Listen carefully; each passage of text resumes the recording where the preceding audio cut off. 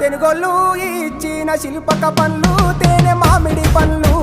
తీయంగా దిందామె తీరొక్క పండ్లు చిలక నేరేడు పండ్లు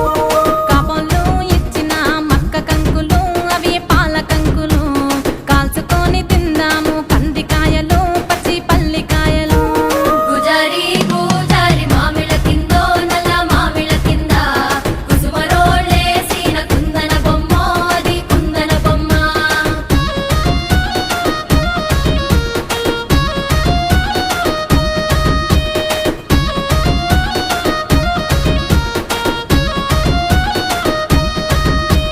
బెస్తోలు పెట్టిన పచ్చి చేపలు అవి వట్టి చేపలు కమ్మంగా తిందాము